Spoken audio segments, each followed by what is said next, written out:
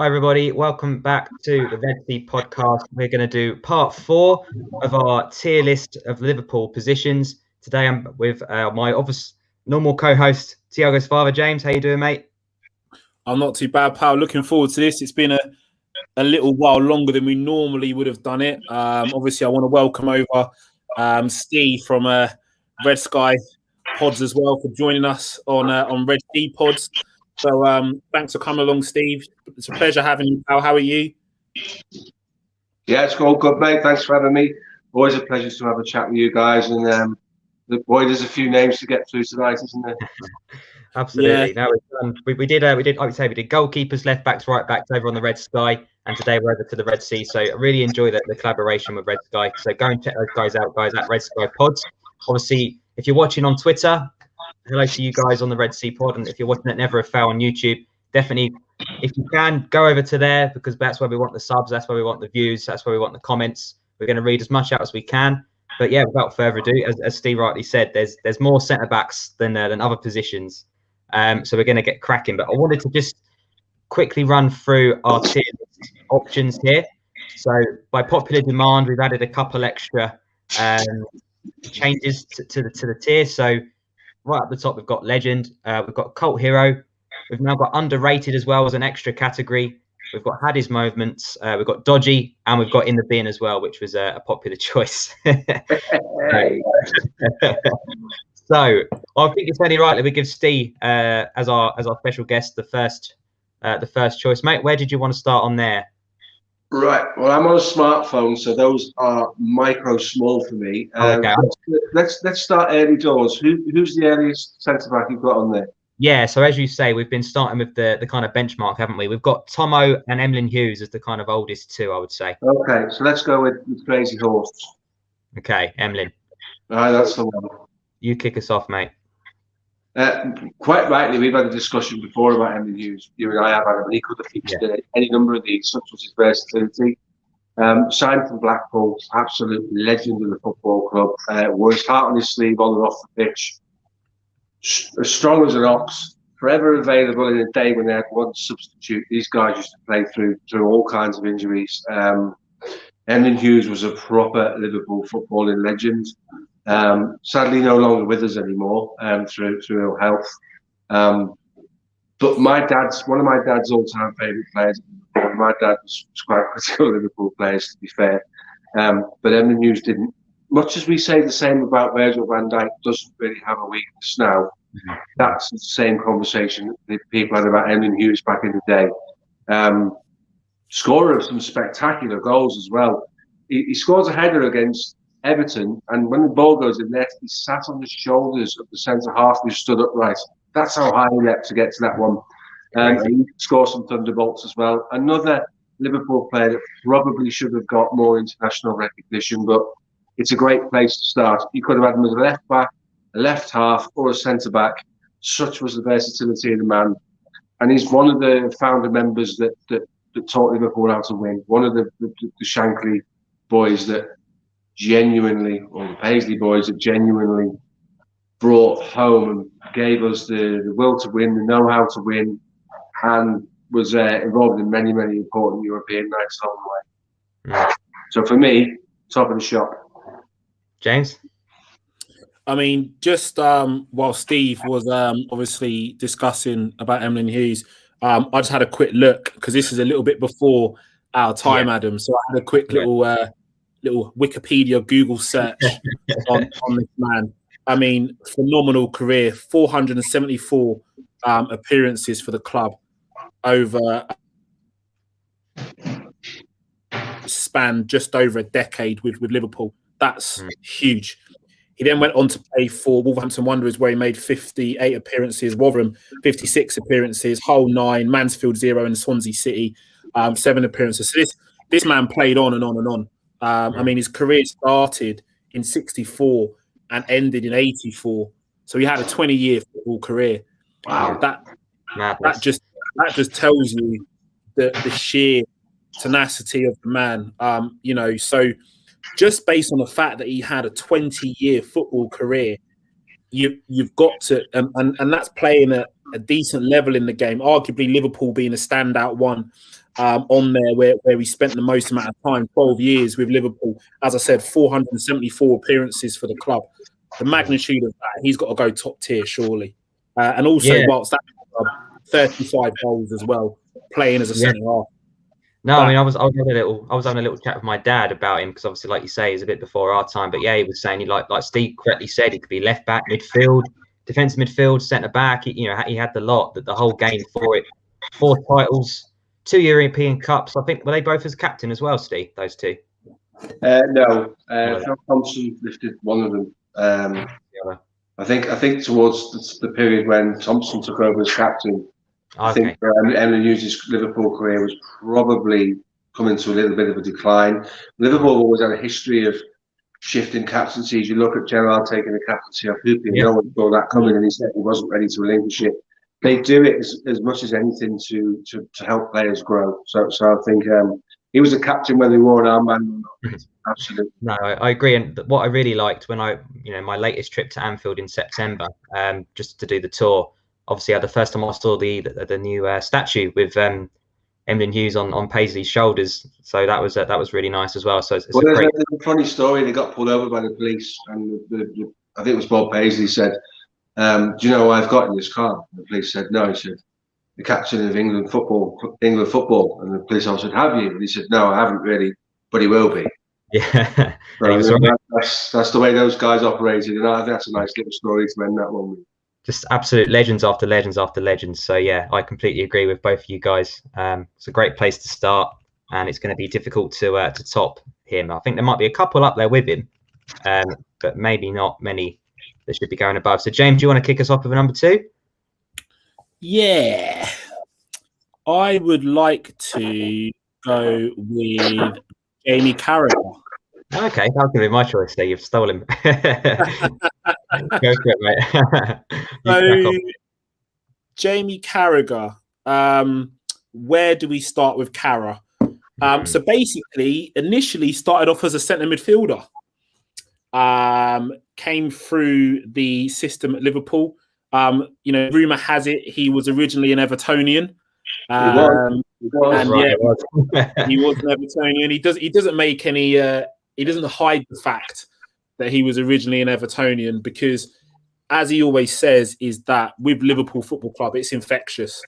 So, he probably gladly switched allegiances to the red side of Liverpool, which was the correct thing to do.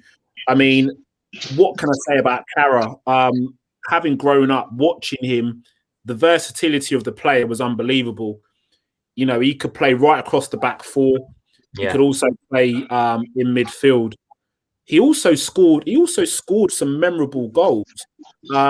He didn't get many goals, but he scored some memorable ones. He was always in and around the box when the ball broke, trying to take long range shots. I remember his last game for Liverpool when he always scored. Brilliant. And everyone said shoot, and he hit the post, didn't he? He hit the post. Like a company strike, wasn't it? Yeah. Oh, insane. But I think if you look at his England career, he was really unlucky with his England career because arguably around the period of 2006 to probably 2008, you could probably say he was one of the best centre-backs in world football.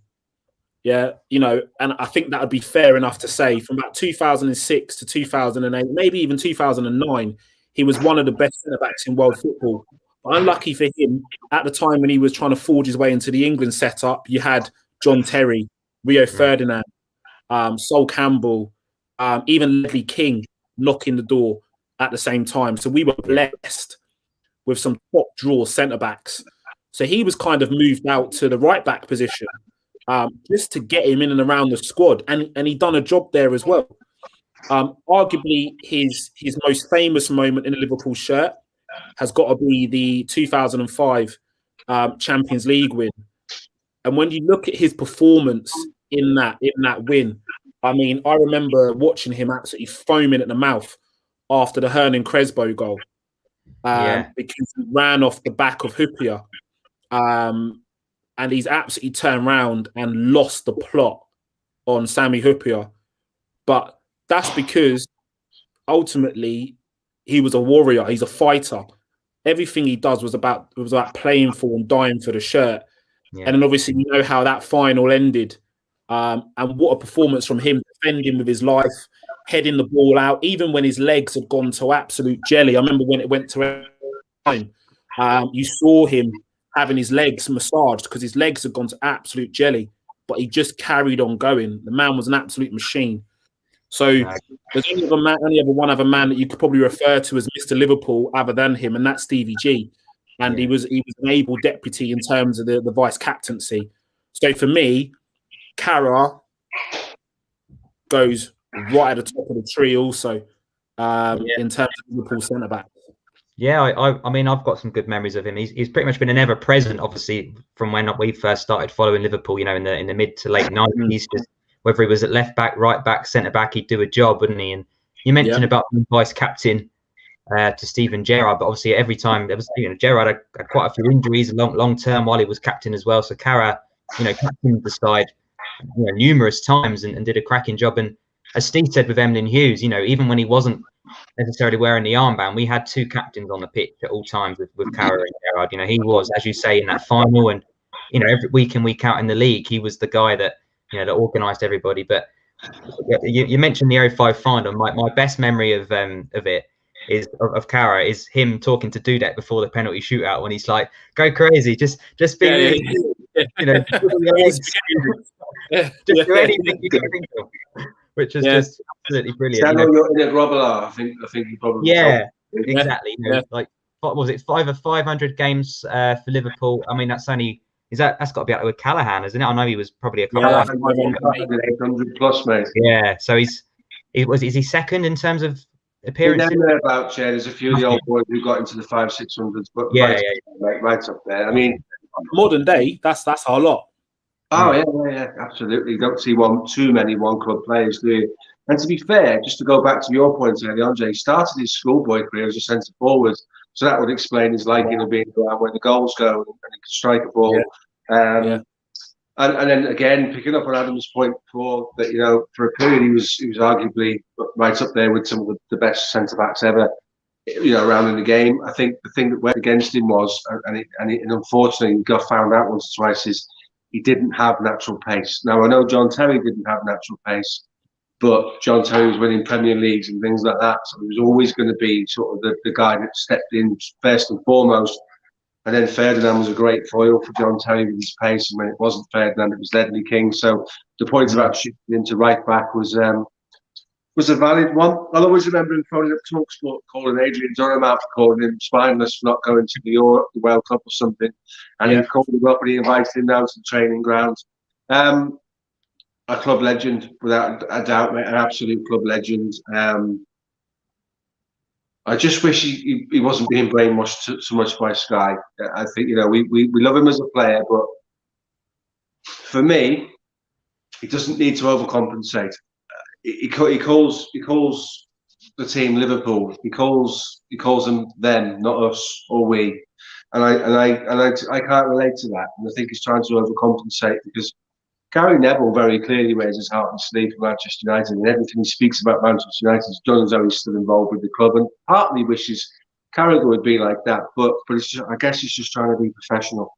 I think he took a stick. He took a lot of stick because you had, I think, prior to the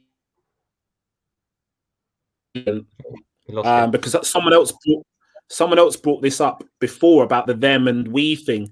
And I think prior to the spitting incident, when he was removed from the Sky broadcasting for that final part of, I think it was a 2019 season, in which that occurred, he's kind of changed his tact a little bit. And I don't really blame him being in that kind of arena, like you were saying. But I mean, when we lifted the league, he was firmly a Liverpool fan then because he Go on, Jordan. That's it. And he talked about some of his talks that he has with Hendo as well, and him and Hendo seem pretty close as well, which is nice. So you can still see he's got the, if Henderson needs advice, he's still got the ear of someone like a Gerrard. He's still got the ear of someone like a Carragher. And that's a beautiful thing. So just for that in general, like you said, he's a club legend. It's going to be it's going to take a real top draw centre back to match what Carragher has given to the club, just in terms of his energy, his enthusiasm, his desire, and the character he has around the team. Yeah, completely agree with both of you guys. He's got to be legendary, isn't he? There's only one place he should go. Right, let me find him. There he is. So now we've got an extra tab. I have to kind of move it around a little bit. Cool. Right. So on to my choice. I'm going to go for, let me have a look. Probably the wonderful human being that is Kolo Touré. Brendan Rodgers' favourite man. Beautiful. Beautiful man he is. Beautiful man. Yeah, so Kolo Touré came in from Manchester City, didn't he? Obviously, he moved to City from Arsenal, came into Liverpool towards the end of his contract at City, just as City were kind of looking to really kick on, I think, and get that next level, really to improve the side. But I think he did okay. It was a free transfer. I think he only came in for a couple of seasons, but I think he did okay. I don't think it was anything special. We knew we were getting, him towards the end of his career. But yeah, he did okay. I think he played 2 or 3 seasons. Nothing amazing. Obviously, he won the Premier League with Man City. That was kind of his, obviously he was very successful at Arsenal as well. But yeah, I thought he was okay. I didn't think it was anything special. I don't think he was awful either. I think he came in to do a job, not necessarily even as a first choice centre back, but for what he was brought in for, I think he did a good job. So I would probably say somewhere between had his moments. Probably had his moments. I'd put him in. I don't know about you guys. Wasn't he invincible? He's an invincible. Yeah. I agree. I think it came in as cover. I think it was a shrewd move to bring him in. I don't think he was sort of any plans to sort of make any great shakes out of his Liverpool career, because he was a player that had been, was in decline to some degree at the later stages of his career, but never really let us down. And that venomous shot that come off the post against Arsenal from Suarez hits him and goes out. How good would that have been if that had gone in? We'd have been 5-0 up in 22 minutes. But in that home game when we blew Arsenal away, he didn't know anything about that. He didn't it, and come back to the post. So I think I agree with you, mate. I don't think there's too much more to say about that. Reliable, that would be spectacular, wasn't he? Yeah, I think with Kolo, he was kind of brought in, wasn't he, for his leadership skill. Because at that point, Liverpool had a very young squad. You think about the likes of Hendo was young, Sterling was young, Suarez arguably young, Sturridge young. So we needed that leadership quality. We needed that know-how, how to win a title, because he's won multiple titles, Invincible, City, some of his honours that he's won. So, I don't think he, like you said, I think he had his moments in Liverpool shirt. He doesn't go down as a legend at all. So I think it's fairly easy to say where he belongs on the tier list. Yeah, that's fair enough. Cool. No, I think we're all in agreement on that one. So back to you, Steve. I know they're a bit small, but it's basically any centre back you like. Mark Wright, please, mate. Mark Wright. No, absolutely, mate. Let's crack on with him. So Mark Wright came to us from Derby as part of a double deal with Dean Saunders. Was an established England centre half. I've actually met him on a few occasions. He's a friend of a friend, and he's an absolute man mountain, mate. He's huge. By all accounts, a very, very tough man on the pitch as well. Not someone you mess around with, a proper hard guy. But the funny thing is, I was listening to a podcast. I think it was Jamie Carragher, Robbie Fowler's podcast. Graham Souness had him in his office, and when he came out of Graham Souness's office, the story is he was in tears, mate. So there's 2 hard men coming together over something, isn't it? What Mark Wright was a leader, very aggressive centre half. Another one of the famous England players that split his head open and played with a bandaged head for long periods during the game. I don't think his Liverpool career was fantastic. I think he joined the club at the wrong time. We were in transition. It was going through a difficult time with Souness trying to do what Souness was trying to do. He had all the attributes: tall, rangy, physical striker, reasonably quick, great slide tackler, and a danger in the opponent's box. I think he was better than his Liverpool career probably came to pass. So for me, I'd probably put him in underrated because I actually thought he was better than what we saw, and I think that not necessarily his fault. Yeah, James?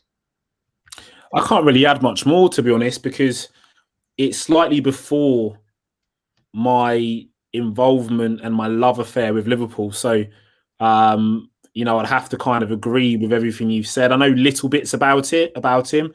Like you said, I knew that him and Souness didn't always see eye to eye in regards to their relationship. Apparently, it was quite a frosty relationship, but Souness was kind of like that with everybody at the club in terms of his relationship with playing staff. So I'm not surprised. So I can't really add much more really to what Steve said. Yeah, I mean, he was kind of right at his end of his career at the start of me watching Liverpool. So I started watching Liverpool about 95, 96. So he was definitely in his 30s by then. But yeah, I remember him captaining the team a fair few times. I think we finished third in the league in the first season. I can remember watching, and I'm pretty sure he played the majority of games in that season. I think he did flirt with the England team as well, but I think it was injuries that kept him out. He went to Italia 90. He went to Italia 90. Did he? Yeah. Okay. Cool. Because I know, like you say, I think he was in the team and then he dropped out through form and Liverpool dipping and injuries, and then he kind of had an Indian summer, didn't he? He kind of came back a bit towards the end of his career, and his way back into the Liverpool team and got a few more extra England caps as well. But yeah, I agree with Steve. I think underrated. I've got good memories because it's that Jason McAteer nostalgia that we had the other day. It's one of the first players I ever remember watching with Liverpool. So yeah, I would agree. I would say underrated as well. Is that where we're going, James? Did you say the same? Yeah, I'm happy with that. Yeah, I'm happy with that. Cool. No, that's fine, mate. So you're up next, bud. I would like to go with Sacco, please. Oh, okay. Absolutely. Crack on, mate. Right. So Sacco, a player that was brought to the club with quite a lot of promise. When we brought Sacco, everybody was kind of surprised how we managed to get him out of PSG. Because when I say at PSG, he was kind of their pin-up boy at the time with what he'd done. I know his career, quite well. He started off at PSG's sort of direct rival in Paris, the actual oldest club in Paris, which is Paris FC, through their youth system. Then got a move to Paris Saint-Germain through the academy system. He's actually the youngest player to ever captain Paris Saint-Germain. Okay. So when we got him, he was the captain of Paris Saint-Germain.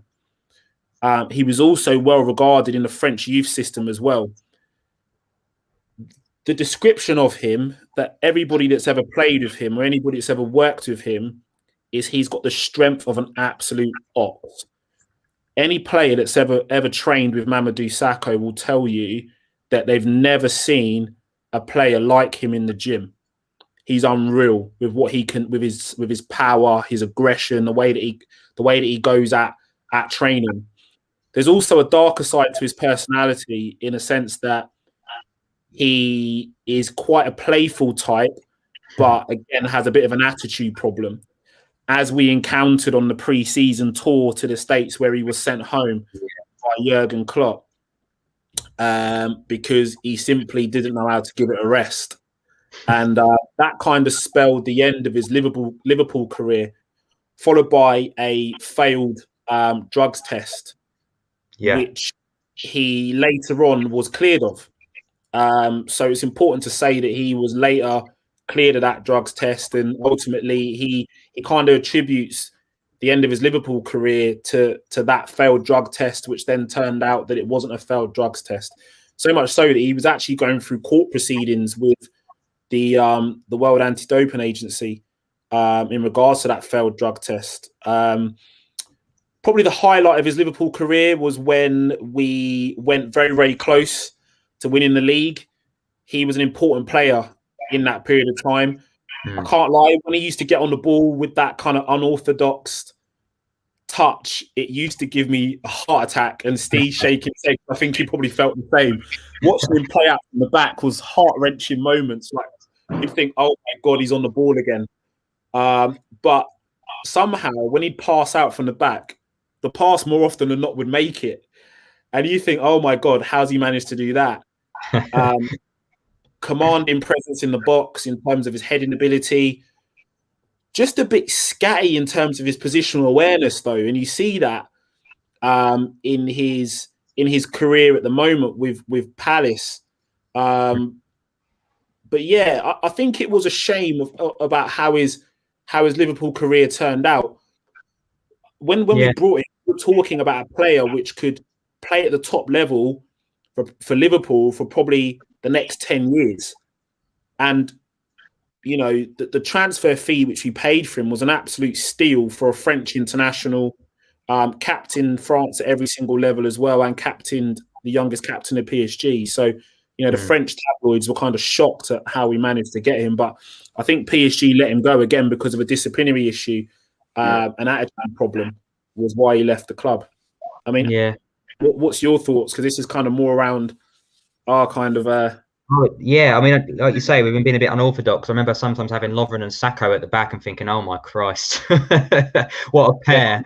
But like you know, you say he was a Rodgers signing, £18 million, and at the time, it was like you say, it was like getting the next big thing, wasn't it? But yeah, you know, 2014 title challenge, he was part of that. I remember him scoring a header in that famous 4-3 win over Borussia Dortmund as well, in the Europa League. That was probably one of my best memories of him. But yeah, as you rightly said, mate, it was always attitude. He always had that promise, but he always seemed to let himself down. I think he didn't he like completely leave the stadium when he was left out the team as well against was it Everton or Swansea, something like that. Yeah, I'm sure he got dropped from the lineup and just left the stadium. He's just always had that kind of you know, nasty streak in him. And like you say, when Jurgen Klopp came in, he came in to change the culture, to change us from doubters to believers. And you know, to have someone like Mamadou Sakho that wasn't really looking in the right direction that Klopp wanted to be, that kind of culture, he was one of the first to be moved on, wasn't he, in the end? But with him, wasn't it? Didn't he didn't play in the Europa League final because he got done for the doping thing. Oh, did he miss out on it? Yeah, before the Europa League final, wasn't it? It was. Didn't he get tested after? Was it after the Dortmund game? He got tested. Was it? Oh no! I think it was after the Dortmund game. And Klopp. And this is what rumor has. This is why him and Klopp fell out, because Klopp attributes the loss in that final to him not being there available in that final. And at that point, you know, his Liverpool career was kind of over at that point. And then it just spiraled down from there, really. I think last-ditch defenders always terrify me. And that's very much what he was. He would be the guy that would find some Inspector Gadget leg to pinch a ball. He had no right to pinch a ball. You'd have to be in your mouth because you'd expect someone to go through and score and he'd nick it. Certainly a colourful character. I would imagine could be as divisive as he was positive in his dressing room. Certainly by all accounts that was the case. Klopp's very much a man of loyalty, and he has to trust you, and he didn't trust him. And going back to the Sevilla final, interesting that Klopp feels that was the thing for me. I thought Alberto Moreno turned up with a Sevilla shirt on and his Liverpool shirt on that night, so I think that had a massive influence on the game. He had an absolute stinker, but it's very difficult for me to assess where I'd put Mamadou Sakho, because but for the fact he's on our list tonight, if I sat in a room with a friend and talked about the top 20 centre-backs in Liverpool history of all time, he wouldn't register in the conversation. Not for me. Just purely because you never knew what was coming next. That's not the way we defend. It's not the way we do things. And it was hearts in your mouth time, as you quite rightly said. It was mortifying at times, the things he was trying to do. And he'd do a quick turn in his own box. What the hell are you doing, mate? So I I'm going to leave where you put into you guys because I'm not massively a fan, and I'm very conscious that your opening speech, mate, was quite a positive thing. And you clearly think a little bit more of him than I do, and I don't want to sort of create any arguments for anybody. I'll go with what you two fellas think. I'm not a massive fan, I have to say. Yeah, Look, I'm for had his me. moments. What about you, James? What do you say? I'm had his moments. What are you, mate? Oh, stick him in there because I was going to go with dodgy. Oh, So is he yeah, gonna... I'll do. Right, I'm back in the room, dodging this. No, I've been outvoted. He's going in dodgy. Oh, yeah. I was going to brilliant. say dodgy. Only reason being because, like I said, the Cruyff turns in the box. I wasn't going to mention it, but you see, he brought it up. No, that's all good. Right, I think are we back to me now? Yeah. I'm going to go for Joel Matip. Obviously a current player. When he first came in from Schalke, I think it was a free transfer. Actually, I was really excited. You know, a really young, up and coming defender. Obviously, he's Cameroon international, but you know, if you've heard him speak, you know he's been in Germany for quite some time. So part of that kind of academy kind of level through German football. But when he came in, I thought he was our best defender, especially in that first season.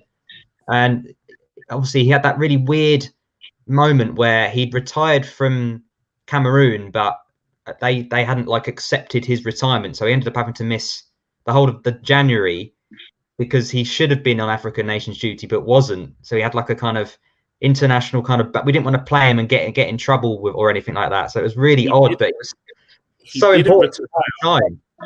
Yeah, he didn't retire. He actually refused to play.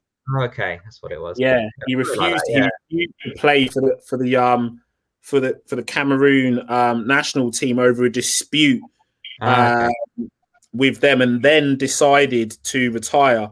Had a bad experience with the coaching staff. Right. So he didn't really get on with the coaching staff at the time, and then turned around later on after the African Cup of Nations and retired. Right. So, okay. Yeah. No, that's fair enough. But yeah, like you say, he's Mr. Injury, isn't he? You know, he every season that's gone past, he's slowly missed more games. He did have a little comeback where he was a big part of our title winning, our Champions League winning campaign. Sorry, I should say. He played in the final, etc. He was in and out with Gomez as well during the Premier League season. But yeah, obviously, the 1920 season, he was plagued by injuries. Did lose his place to Gomez, and this season has been more of the same, isn't it? The 1 year where we needed him the most, and he came in and then he got another 3-month injury. But even before that, he was missing a week here, 2 weeks here, 6 weeks here, and then this final ankle one just finished him off. So in terms of maybe looking forward rather than back, I don't know if he's going to be here next season. If he is, I think it's going to be as a fourth choice potentially behind Konate, Gomez, and Van Dijk. If we sign Kabak permanently low, I don't know if there's a place for him left in the squad based on his injury record. It's interesting you say that because given his availability in the last 2 years, I think he's played 25 games in 2 seasons, which is a terrible return for a centre half because those guys need to be the most robust and resilient players in your club, don't they? I personally don't see anybody paying his wages to take him on, given the injury problems. I think we're kind of either we talked about releasing him out of his contract with an agreement, or he stays. I think Reece Williams will go out on loan in the summer. I don't know what's happening with Ben Davies. I can see him staying as a 4th, 5th choice because I do think apparently the fee for Kabak's going to be negotiated at 9 million, not 18. And at 9 million, it's a no-brainer. Absolutely no-brainer. So my view would be that Matip will stay. It's such a shame. He's another last-ditch defender, though, isn't he? He's got the same go-go gadget legs that we saw from Sacco from time to time. But the thing I love about him is when he steps out with that ball, he's got a twist of a hip or a drop of the shoulder. He'd go past 2 or 3 people at once, and suddenly he's on the edge of the box, and you're thinking, "Don't you dare give it away! Don't you dare give it away! You're so far out of position. Do not give it away." So in that regard, there was a time when you couldn't decide. Yeah. Was it Gomez or was it Matip that was Van Dijk's best partner, and I think that really is a testament to his ability. When it's all said and done, and he's no longer a Liverpool player, and we sit and reflect on his career in years to come, it will always be what could have been. So for that reason, I would put him in probably an underrated, because I don't think he's had a long enough run in the team for us to really be able to say he's a legend or whatever, or maybe an iconic player, an iconic centre half, and maybe he's got a Champions League final assist to his name, hasn't he? So true, and a league title. He likes a goal from a header as well at times. Yeah. I mean, for me personally, I was so excited when we signed Joel Matip, because I like German football, so I followed his career with Schalke. What a player for Schalke! And when we signed him on a free, I was like, oh my God, how have we managed to get Joel Matip on a free? Honestly, so highly rated in German football at the time. It was unbelievable. Like Steve said, being able to play out from the back, 2 or 3 strides, and be able to burst into the opposition half and break lines. There's not many defenders that can break lines with passes, and that's passes on the floor. Being able to punch a ball in from a deep position into an attacker's feet. Joel Matip can do that. It's such a shame that we're talking about injuries rather than talking about how dominant he's been in a Liverpool shirt, because I honestly feel, based on his pedigree from Germany and how well regarded he was in the Bundesliga, we could have been talking about a long-term partner for Virgil van Dijk, because he's that good. He's that good. Presence, reading of the game. How many times have we seen him step in and cut out a pass? No. Just because his reading of the game is phenomenal. Intelligent football player. I think for me, his standout performances was in the Community Shield at the beginning of the season, where we finished second. He started that game. Gomez didn't start that game. He started that game with Van Dijk. And when you see him in that game, he was the better out of the two. He played outstanding, doing everything that he normally does, stepping out, breaking. He scored as well, didn't he? Yeah, he scored. That's what I'm saying. Stepping out, breaking the lines, starting the attack, running at the opposition. I mean, in terms of a ball playing centre back, he has everything. But we always say the best ability is availability, and that is where his career falls down. There was a link today to say that he could potentially be used as a make weight with Borussia Dortmund, and they've got a real genuine interest in Joel Matip, because they don't have another recognised centre back to play alongside Hummels. And Emre Can's been playing next to Hummels for Borussia Dortmund. And they want to obviously put Emre Can back in the midfield. So he could potentially be on his way to Borussia Dortmund. If that was the case, they'd be getting a top draw player. It's a big rivalry, though. He came from Schalke, who are the local rivals of Dortmund. Yeah. And you're right. And he came through the not the youth system at Schalke, but he joined Schalke quite young. There's another player, Jermaine. What's his surname? Played for Schalke for years. American guy, Jermaine something. But he talks about Jermaine Johnson. Yeah. He talks about Matip and says how good Matip was at Schalke when he was coming through.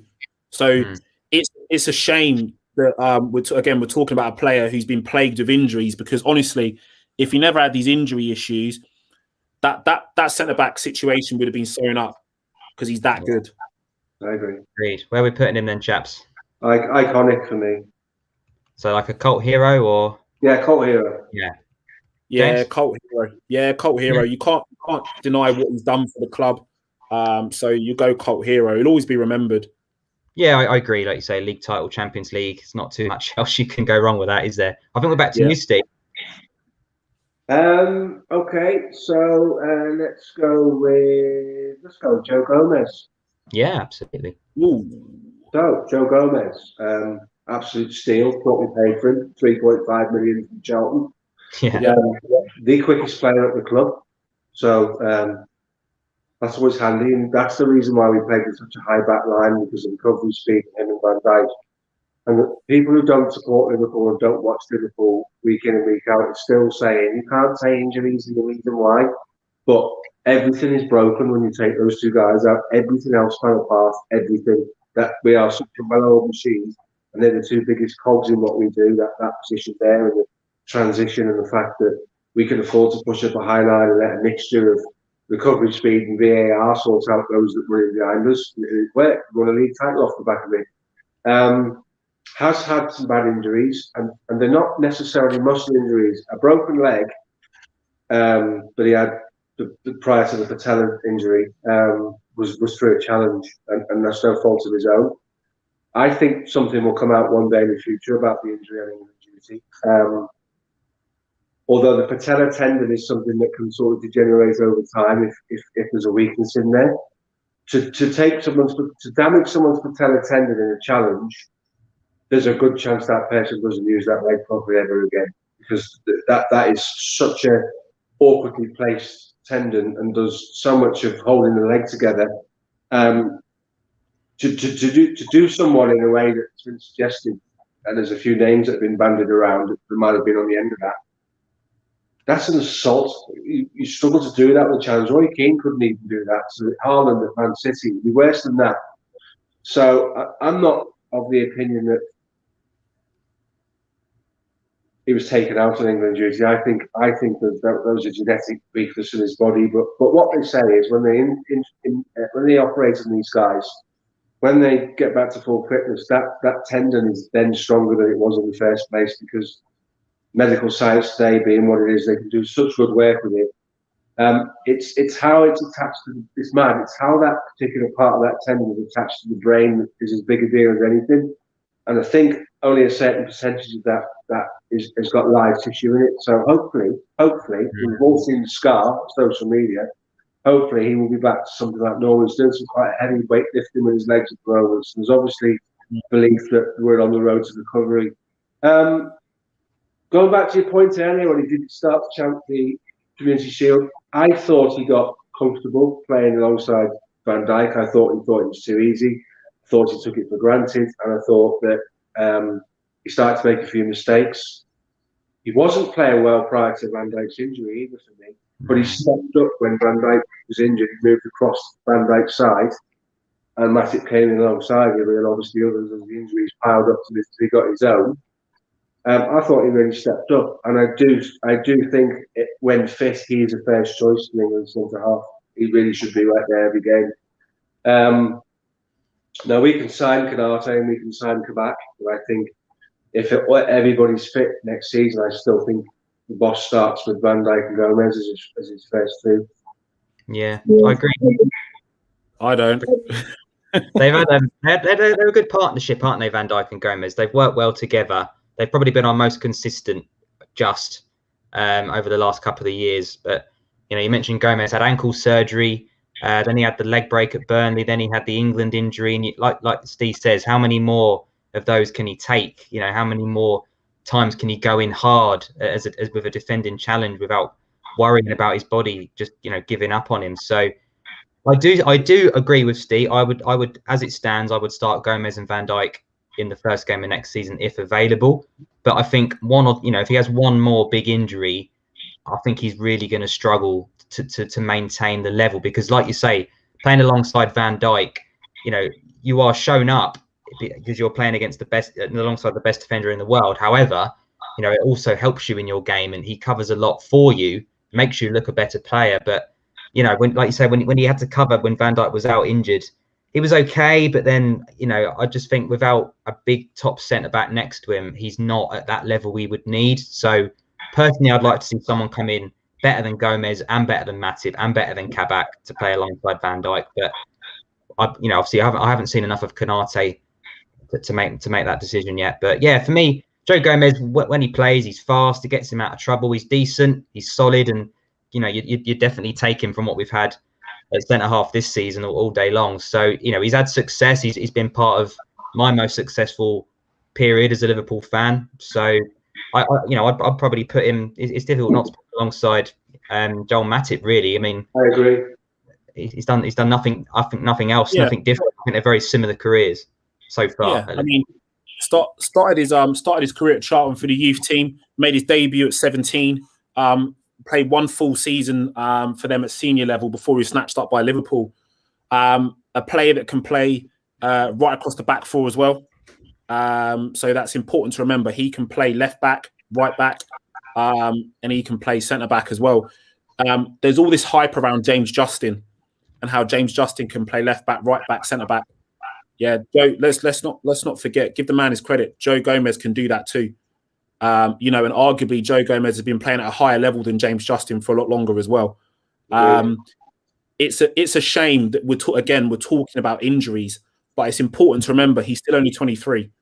So I think that people talk about who's the Van Dijk successor when Virgil, moves into the twilight of his career. We've already got it in Joe Gomez. We've already got that there. The succession plan is there. And playing with Virgil van Dijk is only going to make him a better player.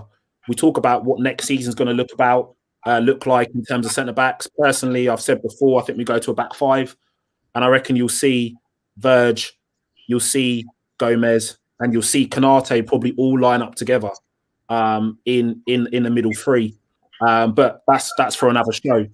Arguably, Joe Gomez is a phenomenal talent.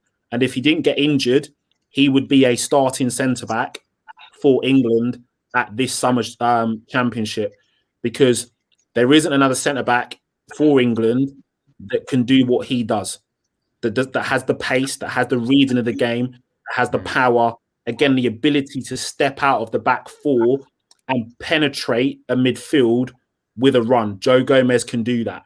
He can ball carry. He's got the pace to get himself out of trouble as well. So you probably would have seen a centre-back pairing of maybe Stones and Gomez. Maybe Maguire with Stones and Gomez in there. Maguire with Stones and Gomez as well. So, it's a shame, again, we're talking about injuries, and hopefully he comes back the same, if not better. And he does keep coming back from these injuries, which is another accolade. He doesn't give up. He keeps going. You see some of the strength and conditioning work he's been doing in the gym. The kid's an animal, and got a proper mentality on him. Where would I put him on the tier list? Decisions. I'll leave that to you, boys. Oh, well, I said hero. What do you think, Steve? Same as Matip. Yeah, I agree. I don't think you could put him in any less category. Right, we might have to get a bit of a move on here, chaps, because we've got a lot to get through. Pick out one we can do quite quickly then. Right. What about Kyriakos? Ragnar Klavan. Or Klavan, yeah, either or. Yeah, Ragnar Klavan. All right, who wants to kick us off again? Well, I'll start with Raggy then. I'll start with Raggy. We'll get a couple off now. Yeah, so really quick, was brought to the club because we again found ourselves in a position where we needed a centre-back. If I'm correct, we let Martin Skirtle go, didn't we? Lastminute.com. Where have we seen that before? And then we were in need of someone desperately. We were eyeing up loads of different options, and then Klavan kind of become available. Player of good pedigree as well. You can't ignore that. He's a player of good pedigree, and really, he was just another option. Played limited games for Liverpool. Really, in those games he played, I just don't think he ever settled in, and really was anything to write home about. So I'd probably say he's the one above in the bin, because I wouldn't go that far to say to throw him a bin, because I don't think that would be fair, because he didn't play enough games. I agree. So I'd say the one above. And if you ask people what they remember Ragnar Klavan for, he's got his own gift where he allowed the ball to run the That's the only thing that you'll remember him for. So, this one's quick and easy, isn't it? How are you, Jay? Absolutely. Yeah. I agree. So we're going for a bit dodgy, but not too bad. So should we do the other one? The other K. He called time on his own Liverpool career, didn't he? He went into Klopp and said, "This ain't for me." So, where did he go back to Germany again? Did he? I can't remember. where he went, but he called time on his Liverpool career. He said, "Look, this is not for me. I'm going to bring you down. I need to move on." Yeah, fair play. Should we get another quick one out of the way? Sotiros Kyriakos, if that's how you say it. Yeah, absolutely. Oh, dearie me. What can you say about that guy? Go on, Steve, take it away, mate. He'll be remembered for getting a red card in the derby for me, mate. Yeah. Well, actually, he was fouled, so I don't understand that one, but there you go. Nothing spectacular, nothing good about him. Filled in a gap for Benitez. Benitez had a habit of signing ropey players, didn't he, at certain points in his career? Like a footballer, did he? He did. Nunes, Josime, the list goes on. So for me, mate, Harsh, he's in the bottom for me, mate. He's right at the bottom for me, mate. I can't think of anything. Get in the bin, mate. In the bin. Yeah. Couldn't agree more. Yeah, I agree. Didn't he score a volley, didn't he? In the box. Do I remember him scoring an absolute belt? Yeah. Do you know what? Good technique to do it as well, mate. But then you go down the other end, and he misses a tackle, and suddenly reminded of all the things he doesn't have. So he was an absolute belter, didn't he? I remember that absolute rocket. Still going in the bin. Like you said, the only thing I remember is the two-footed challenge on Fellaini against Everton in the derby, which was a bit annoying. But yeah, they both should have gone because Kyriakos had a really bad cut on his foot because Fellaini came over the top of the ball. So both of them should have gone for me, mate. Both of them. Yeah. No, he was just never ever a footballer. He was just crap. Come on. Yeah, let alone at Liverpool. Let's get him in the bin, and we're going to do a different one. Right? Who's next then, chaps? Let's scout Mark Lawrence. Mark Lawrence. Okay. Yeah. You want to go Loro? Say again. You want to go Loro? I thought we were getting rid of some of the dead wood before we started talking about the legends. I remember Loro that you two don't, so I'll make my summary of Loro succinct so we get through it because you probably want to see too much of him. The perfect partner for Alan Hansen. If you got past Alan Hansen, Mark Lawrence would destroy you. Very quick, very physical. The best slide challenger I've ever seen. Ridiculous. Also handy going the other way as well. We bought him from Brighton. He used to play with no teeth in at all. He had no front teeth whatsoever. So when he used to score and smile, it's like he had no teeth at all. He really nice to look at. What a footballer. Tremendous player, mate. Ate up the ground ridiculously so. I was at the game when his career ended. You literally watched. He ruptured his Achilles, and back in the day when that happened, they don't recover from that. And you could hear him scream in a full Anfield, mate. You just knew straight away that was a horrendous injury, man. He just went down. And what Mark Lawrence was, and you see him on Match of the Day and stuff in recent years, he looks like quite a frail man. He was a monster, mate. He was a colossus, physically as strong as anybody on the pitch at all. Relished the physical challenges. Just a very quick anecdotal story. There's a guy called Billy Whitehurst who used to play for Oxford years ago, turned up at Anfield with 9 staples in his head and was going to play with 9 staples in his head because he was a battering ram. He's a very physical man. Alan Hansen, before the game, said to Mark Lawrence, I want no part of him. I'm not dealing with that. That's not for me. You're sorting him out. So even Hansen could see that Lawrence had all the physical attributes to clean up behind and sort those things out. So for me, Mark Lawrence is an absolute club legend. His trophies, his European Cups, his leagues, his FA Cups, everything about the man is right up there in the top tier, mate. And I don't think that can be questioned for one iota. No, top.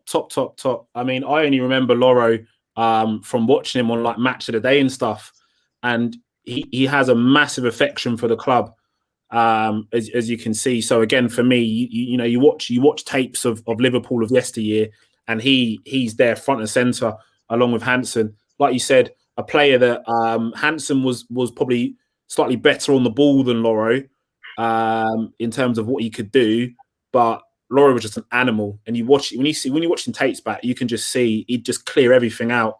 That was it, ball and man all day long, and he'd win it clean. Yeah. So player. 5 titles, European Cup. Yeah, absolutely agree. He's got to go on the top level for me, isn't he? 100%. Top guy. Yeah. Right. So where is he? Let me find him. Right, he's going up the top. So I'm going to pick one next, and I'm going to pick Martin Skirtle. Yep. And for me, this guy got a lot of stick, and I think a bit unfairly. I always thought Martin Skirtle was a top defender, not just in terms of alongside Daniel Agger. He had a really good partnership and played a bit with Carragher as well. He kind of came in when we were a decent team and stayed until we weren't. So, Liverpool basically got worse around him. Different managers came in, different partners in defence as well, but scored some really good headers. He got a few own goals, but I remember some headers against Arsenal. I think Steve mentioned the Arsenal game earlier when we battered them about 5-1 at Anfield, something like that. I just remember him always popping up with a goal, and if you look at the amount of headed goals he scored from corners, there were a lot. It wasn't probably far off double figures in terms of his career. He was here a long time. But yeah, Liverpool. I know Liverpool fans and fans of other teams have always given him a bit of a hard time. But personally, I think we got rid of him too soon. If I'm being brutally honest, he went on to, I think it was Fenerbahce, and he still looked all right. I think he's still playing in Turkey at the moment. So it's pretty long. Full head of hair as well, with a full head of hair these days as well. Yeah, like you say, he used to play with. That's what you get when you go to Turkey. You could pick up some nice steaks out there as well. Yeah, he used to have nails for breakfast, didn't he? He was an absolute hard man, absolute unit. I had his name on the back of my shirt as well, 37. So I always thought it was a bit underrated, at least. I think cult hero might be a bit strong, but I think underrated is definitely where I'd put him. So Skirtle for me. Yeah, so Skirtle for me, like you're saying, top draw centre back. He was at the club for quite a while before we really actually got his chance, before he really became front and centre. And what kind of propelled him into that position was the constant injuries to Daniel Agger. Yeah, so that's true. They kind of reshuffled it a little bit, and Skirtle started all of a sudden was playing all these games because Agger was constantly on the treatment table. To be fair, like you said, absolute hard man. And when he was at Liverpool, he lived, breathed it, and he was in love with the club. And it's you said it's a shame we got rid of him too soon, because we could have done with having him around for maybe that a bit longer, a bit more of the Klopp, the early Klopp era. He probably would have come in handy, to be fair. Yeah. Well, you two guys sum it up quite well, so I guess it's just a case of where does he live? For me, I think at being kind to him at his moments is probably being kind to him for me. I'd say at his moments as well, because we can't forget some of the howlers which he made as well. Yeah, so mistaken him, didn't he? For sure, yeah. He had a mistake in him. So yeah, I'd say had his moments. Okay, fair enough. So I would go underrated, but you guys have had his moments, so that is absolutely fine with me. Where do we want to go next? Lovren, okay, crack on, mate. So Dejan Lovren, we were actually linked to Dejan Lovren before he made the move to Southampton. We were pardon? From Leon, wasn't it? Yeah, we were heavily linked with Dejan Lovren. And he was a player which went to Southampton with a lot of promise. And when you look at his Southampton career, he done really, really well at Southampton. He was a standout performer for them. His Liverpool career, it's a shame his Liverpool career didn't glisten as much as his Southampton career. I think the most notable moment in his career was when he said he's the best centre-back in world football. That killed it for me. At that point, I was like, mate, you need to get in a bin, because you are not the best centre back in world football. He's very full of himself. And he got a lot of self belief, which is fine. I understand that you need that as a footballer, but say it as it is, you weren't that great, mate. Probably remembered more for the goal against Dortmund. Yeah. When he leapt up like an absolute salmon and headed that in. The celebration followed was absolutely fantastic. Anfield was rocking. A shame really that his career went the way it did towards the end, because he still talks about the club quite a lot, because he does have fond memories of the club. But I think that Klopp stopped trusting him. And also he fell down the pecking order to probably fourth choice when we obviously had Van Dijk, Matip, and Gomez, and then Lovren. So yeah, I'd probably put him in, had his moments, because I think it would be very hard to say dodgy. He was an emotional player. And emotional players don't always get what you're trying to do tactically, because they get wrapped up in their emotions and they don't think tactically and with the discipline. We saw that when he tried to take the ball off Kane in Tottenham's half and got absolutely rinsed, and we got annihilated down there.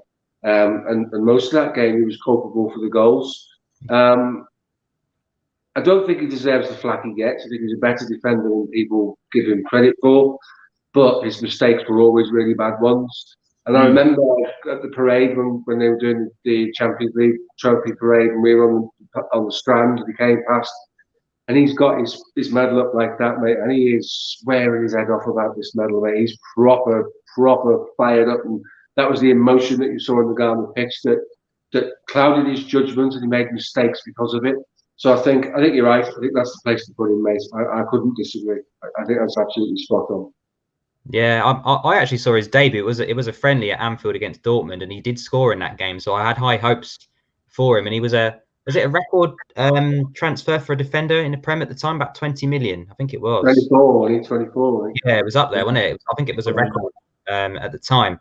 But yeah, for me, he was quite an important player at the start, and like you say, towards the end of his career, he definitely fell down the pecking order. But yeah, I always remember he had a mistake in him, and I was never confident. Every time I see Lovren in the lineup, before the game, I'm thinking, oh God, what's he going to do today? But funnily enough, the one season we got rid of him, we probably should have kept him. You look at this season, even his last season, he still played some games. You look at the statistics. So why we thought we could let him go and not replace him was for me was bizarre. He was playing 10, 12 games in his last 2 seasons. So you think, well, if you're going to let him go, there's 10 or 12 games there where you need a defender to step in, and we didn't do that. So that for me was an absolute shocker. Whether Fabinho can fill in there or not, you don't want to rely on moving one of your best players from their best positions. So obviously hindsight's a wonderful thing, but I always thought they should have been a little bit more streetwise with that one. But yeah, in terms of Dejan Lovren, I didn't think it was the wrong time to go. I just think we should have replaced him. But yeah, a lot of high profile errors. Steve mentions at Spurs, he was just catastrophic that day. I remember him having a bad game against Basel in the Champions League as well. Just never really convinced me to be a top level defender. He had his moments for sure, I would say, definitely with a goal against Dortmund, and had little runs in the team and looked okay, but then the mistakes would creep in again. So yeah, that's where I'd put him as well. So we all in agreement at these moments, are we? Yeah. Cool. Me next? Yes, mate, go for it. Daniel Agger. Okay. So Daniel Agger, what a player. What an absolute player. I think, again, we always talk about best availability. The best ability is availability. He just was never available. when you're talking about a player that can play out from the back, comfortable on the ball, comfortable in possession, could take on 2, 3 players to bring the ball out from the back. At the point in the Premier League when centre-backs were not doing that, there was only one centre-back who was really playing out from the back and doing that, and that was Rio. Yeah. And Agger did that with total confidence. A player that loved the club and really got what it meant to be a Liverpool player. He got it. Yeah, so much so he's got "You Never Walk Alone" tattooed on his hand. He's got a liver bird on his back. He really got what it meant to be a Liverpool player. And we signed him from was it Bromby? We signed him from. Yeah, it was, yeah. Yeah, we signed him from Bromby, and he was an unknown when we signed him, a total unknown. And when he arrived, what a colossus of a player! And again, he didn't mind getting tucked into people around him. If you weren't doing what you're supposed to be doing or following the tactical plan, he would soon let you know about it. But it's just a shame that injuries kind of curtailed his Liverpool career, and it was always his lower back. He just had suffered with back injury after back injury after back injury. So yeah, he was always kind of patched up and rushed back and so on and so forth, which is a real shame. I tend to think with Ago coming out with the ball, everything you've just said. Remember his 30-yard howitzer against West Ham, right in the top left-hand corner, mate. He had 3 goalkeepers and they don't save that. But I also think the love for the club taints people's opinion of him. I think that we remember him being better than he actually was. He had a mistake in him too. Concentration issues defensively were a problem for him. And I think that was evident when we had him in 2 transfer windows and we wanted to move him on. Nobody came into him. We ended up giving him away for free and losing a shed load of money on him. So I love the fact that he loves the club and he has all the tattoos and all that. I love the fact that he bought into the city, he bought into the culture, he bought into the people. I love that. That's absolutely tremendous. Great, as you say, coming out with the ball, but had defensive frailties in terms of a lack of concentration and that's certainly a mistake in him. So I think the fact that he loves the club makes our fans look at him in slightly rose-tinted glasses. Is he iconic? Most fans would say yes. I would probably put him in a category below that. Yeah. It's a tricky one, isn't it? Again, we're talking about, we have very injury-prone centre-backs, don't we? Yeah. Constantly out. Again, he did have a moment with Carragher and a bit of time with Virgil as well. I remember him, I know you mentioned the West Ham goal, but I remember the Chelsea goal in the semi-final of the Champions League in 2007. I think it was it the free kick that we laid back to the edge of the box and he struck it in. And that one went to penalty. So that I remember that goal, and that was one of my favourite ever goals for Liverpool. As a fan, but yeah, I always thought he was pretty good when he played. I thought he was pretty steady. I know obviously he had a mistake in him now and again, but I would put him ahead of players like Lovren in terms of ability. I think he was potentially as good. Martin Skirtle at least I would say was on a par with him. It was just lack of games, wasn't it? In terms of getting a run in the team, looking like a good player, and then suddenly missing a month here or there and never really getting a consistent run. So I liked him as a player. I thought it was a good level, but he ended up retiring, I think, pretty early as well, which kind of tells you everything that you need to know. So yeah, so Steve said one below cult hero, which would be underrated. So I'd say probably underrated or had his moments. Yeah, underrated. What do you think, James? Underrated. Yeah, no, I'm an Agger fan. I'm an Agger fan because he was the closest thing we had to a ball playing centre back at the time. So yeah, no, that's fair enough. Cool. So we're going underrated for Danny Lagger. Okay, who's next? I can't remember now. You, mate. Oh, it's me. Okay, right. I'm going to go for Big Sammy. Hey. Finnish legend. That's all I can ever say about this guy. What a player this guy was. He was, one of the main players I remember from being a young kid. I think he came in the 90s from who was it? Is it some Dutch team? I can't remember who they were called. Wasn't it? Oh, okay, yeah. But it was a pretty modest fee, wasn't it? But 2.5 million. Is that what it was? Yeah, obviously the blonde bombshell. Just an absolute warrior, a legend. He scored goals. He was captain for the majority of his career, and even when he was replaced as captain, he didn't really take it to heart. For me, I thought he understood it and was, wished Gerrard on his way, but still wanted to contribute, to the team. And at times, I thought he might have lost his place. He was, most remembered for me playing alongside Stefan Henschels or Honcho, however you pronounce that one. In the treble-winning season with his bleached blonde hair and.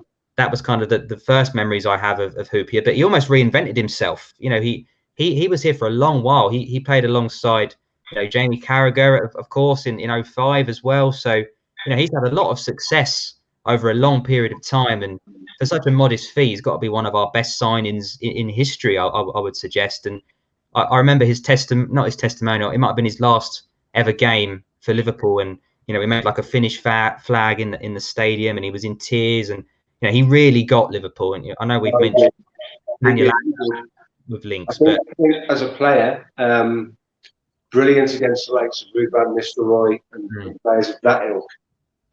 Unfortunately, at the time, all of those players you just mentioned he played with all had a lack of pace. And they were ruthlessly exposed by your Thierry Henrys, who probably ruthlessly exposed everybody ever played against. But anybody with pace troubled Sammy Hippier, troubled Jamie Carragher, troubled Stefan Roncho. But Hippier was great, and who would not forget the volley against Juventus in the quarter-final of the Champions League. How hard does he hit that ball? Because if that goal could be another 30 yards away, it's still really let out the back of the goal. So Sammy was a great reader of the game, a great winner in the air, great leader, a better footballer than you give him credit for with the passing, and was a goal threat. Yeah. The reason why I can't put him in the top tier is if you were playing against him, you just isolate him and put him up against somebody with pace, and he just couldn't cope. He wasn't massively mobile in that regard for me. But that's still not enough for me to knock him down the list. For me, he's still an icon of the club, mate. Absolutely, he's a club icon. Yeah, I mean, I agree with everything you said, Steve. I think that the monumental moment for me that sticks out in my mind of Sami Hyypiä is when the captaincy transferred over to Steven Gerrard, and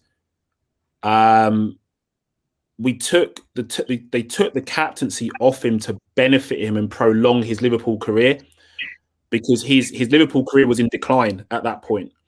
And when they took the captaincy off him, Gerard Houllier took the captaincy. It was a different player. It's like he had that new lease of life, because it was weighing heavy on him. He had a couple of bad performances, like really bad performances, and they took it off him, and he willingly gave it up as well and said, look, I think this will benefit me. And it did. And we just saw a whole refreshed character. I think it's hard, like you said, to put him, you can't put him in the top tier, but he's definitely a cult hero, because when you think of Liverpool centre-backs, you will think of Sami Hyypiä and everything that he gave to the club, because like you said, a player that, and what it meant to be a Liverpool player. He knew what it was. Yeah. Fair enough. I'd put him in legend, but cult hero. I just can't stretch that much, mate, to be fair. Right, let's get a proper legend up. Let's go with Mr. Alan Hansen. Yeah, I think that's fair. Go on, Steve. Well, what is it to say about Alan Hansen that hasn't already been said? Just put him at the top and let's get over and done with. I'll be short and sweet. Coach, you talk about playing out from the back. Man was ridiculous. Could carry the ball 60 yards and stick a slide rule pass through for Ian Rush or Kenny Dalglish. Just a beautiful appreciation of the game, mate. What a magnificent footballer. As elegant as you like. Was quick but didn't look it.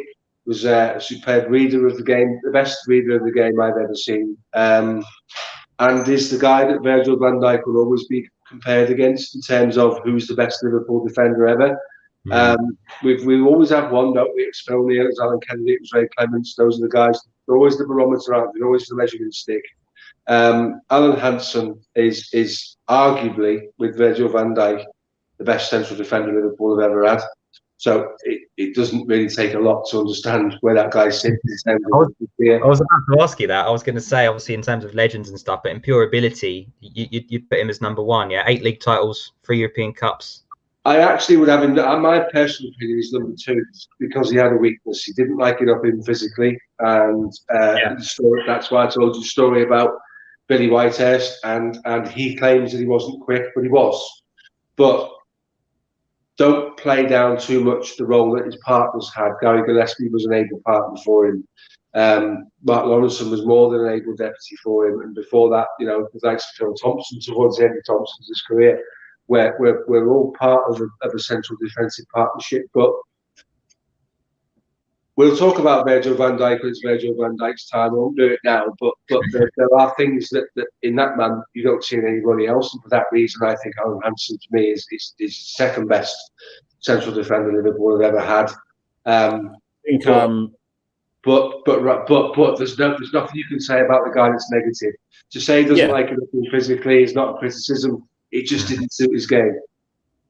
He's another Mr. Liverpool for me personally, Alan Hansen.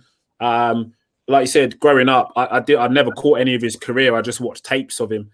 And when you talk about centre-backs for Liverpool, he is the benchmark, and has been rightly so.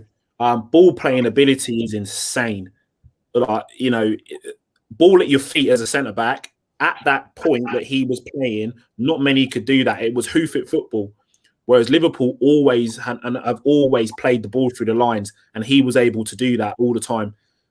Reading of the game was absolutely fantastic. Like you said, people said he wasn't really pacey, but yeah, he could run. But his reading of the game was absolutely sensational. So for me, club legend. Yeah. Can't disagree. I think anyone that disagrees with that is clinically insane.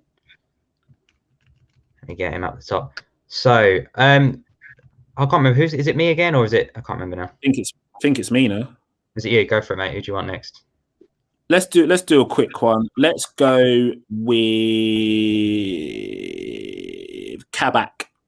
Yeah, I was thinking of doing Kabak and Phillips together. What do you reckon? Yeah, good shout. Yeah, throw them together. So Kabak and Phillips. Just quickly on Kabak in isolation. Got good pedigree from the Turkish national team. If you talk to anybody that follows Turkish football, he's quite highly rated in Turkey. They love him. A lad that plays for my youth team is Turkish, and he loves Ozan Kabak. And his parents talk about him and say, "Look, if you watch Turkish football, he's up there." A player who, if we do sign him for a modest fee, can probably grow into being a decent player. Don't think he's ever going to be a world beater, but he'll be a decent player. Phillips, good pedigree. His father was a pro footballer as well, so he's got good pedigree. Little fact about Phillips is he'd actually signed a scholarship to go and play football in the States. When Liverpool phoned him, he'd already picked his dorm and everything. The deal was done for him to go to the States because he was at Bolton, wasn't he? Yeah. He was at Bolton and he didn't quite. Bolton didn't believe that he'd cut it. To be fair, and Liverpool had been following him for a while. Just because of, and they constantly talk about his heading ability, and Liverpool haven't had a centre back that can challenge in the air like he can for a long time, and that's what drew Liverpool to him. So yeah, when he got the call, he says it himself. He nearly fell off his chair, and he goes, "It was an easy decision to go over and play at Liverpool."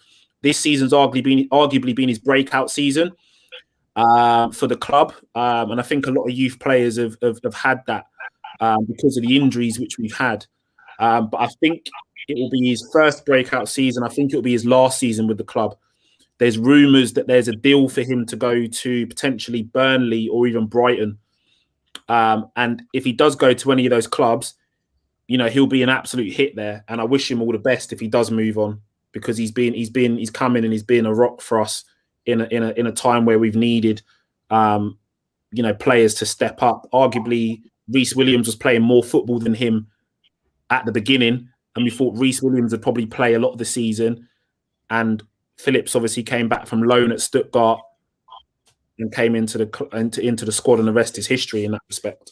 Yeah, they were alternating, weren't they, at the start of the season? It was Williams in 1 week, because Phillips wasn't registered, was he, originally for the Champions League group stage. So Williams tended to play in Europe, and Phillips would play alongside, whether that be Matip or Fabinho domestically. But yeah, I think Phillips is what he is. He was on loan at Stuttgart in the Bundesliga second division last year. I think we were actively looking to move him on in the summer, but it didn't quite materialise, and I'm really glad we didn't, because it's been good for us, it's been good for him, and it was exactly what we needed, wasn't he, at the time?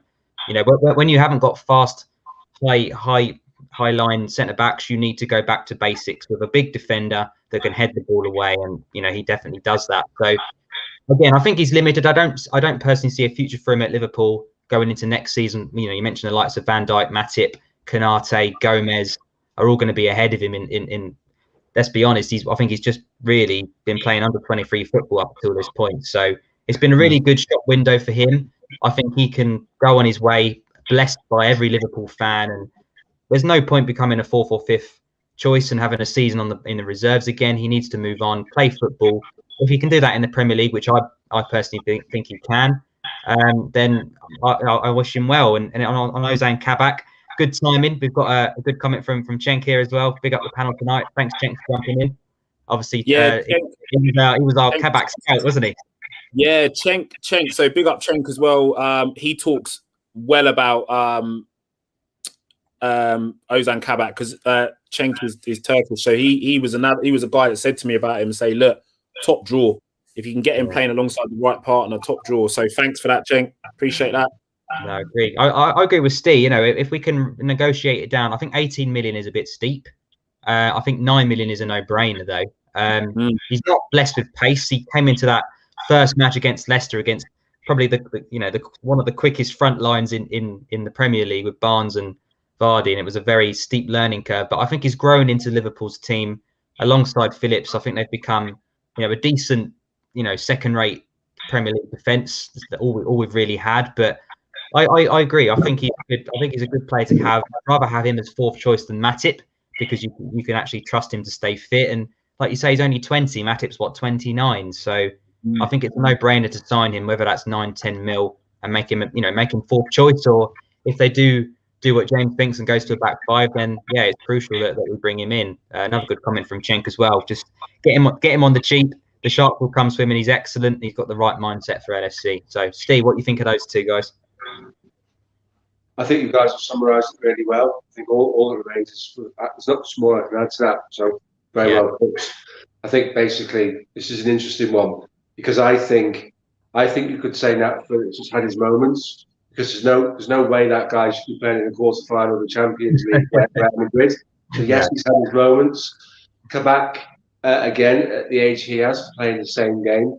I don't want to do the guys a disservice by putting them in something lower because they are where they are through circumstance, not through ability or performances. So it would be wrong to sort of say they're dodgy or anything like that because they're not. Phillips has played well above his capabilities. It's a typical Klopp thing to do. So for where they are in their career, what their capabilities are, and where they are, what they've achieved, I think both of them, you could say, they've had their moments. Yeah, I would agree. James, you happy with that? Yeah, fine. Yeah, I think that's fair. I think dodgy would be harsh. We've really needed them this season, haven't we? And they've done the best of their ability, really. Right, who's next? Is it back to me now? It is, pal. All right, I'm gonna go for Stefan Oncho or Henchos. Oncho. However you want to pronounce it. But yeah, I really like this guy. Again, he was most memorably for me in that 2001 season alongside Sami Hyypiä, top defender. He wasn't blessed with pace, but his defensive brain for me was superb. And the fact that Jamie Carragher couldn't break up this partnership, he had to sort of put up with being a right back for a little while until Honcho stepped away and then managed to find his centre back position alongside Sammy. Just shows you how good Honcho really was. So bit of success in that 2001 career. As I say, no frills, but I thought he was a very, very good defender. Not quite as good as Sammy, but I think at least underrated, if not cult hero. He's definitely up there for me. He's underrated for me. He would be the guy that you come out on the pitch to warm up, and after 30 seconds, look absolutely knackered. He had that facial expression, didn't he? Just set me off. What a great save in the FA Cup final as well, by the way, on the line against Arsenal. Brilliant save. Yeah. Wouldn't get away with that today. Well, probably would, given that VAR are running things. I remember, is that Henry? I'm trying to remember it. I don't know if it's Henry who had the shot, but Henry was speaking about this in the pod recently. It was a handball. But what he'd done is he played alongside Colin Hendry towards the end of his career at Blackburn. And the way he attacked the ball was very reminiscent of Colin Hendry, where it was kind of throw everything in front of the ball.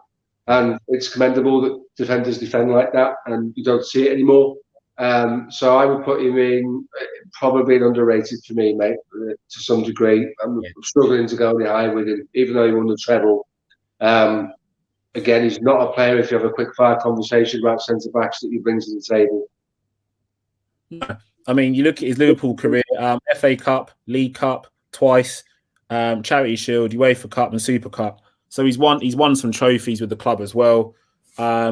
Interestingly enough, he went on to play for Celtic as well, which I didn't know. I didn't know he left Liverpool to play for Celtic too, and then obviously arrived at Wigan, then subsequently Blackburn. Only made 12 appearances for Blackburn, though, but 135 appearances for Liverpool. So any player that makes over 100 appearances for Liverpool has got to have something about him. But yeah, I'd probably say underrated as well. Is that where we're going? Yeah. So we bought him from Blackburn, and he went back to Blackburn. That's quite interesting, now, isn't it? Back to you, Steve. Did you put Torben Picnic in there, by the way? I did. Do you want to take him? Because I've got no idea about this guy. Just probably now to club in and stick him right in the bottom barrel next to the other guy. Because I'm just going to say, for humour value, the worst centre back we ever had, without a doubt. My mum would have been better playing at centre back than he would have been, and quite frankly, it was the soonest disaster class in terms of the transfer. He came in when it was evident that the likes of John Scales and Phil Babb were never going to be what we wanted them to be, and they went and bought him to play in the centre of defence. And in terms of his first 2 or 3 games, mate, you've never seen a guy look more out of his depth in his life, mate. It just never got any better than that. So, unfortunately for Mr. Peaknick, I asked you to put him in there for the humour value, mate. He's a get in the bin, mate. I'm sorry, but there's nowhere else he belongs. Fair play, fair play. James, we're back to you, mate. But do you want me to run through what we've got left? Is that Tomo there? It is, mate. Yeah. Do you want to go for him? No, I think Steve needs to do Tomo, but yeah, I'll go Phil Babb. Yeah, cool. Good shout.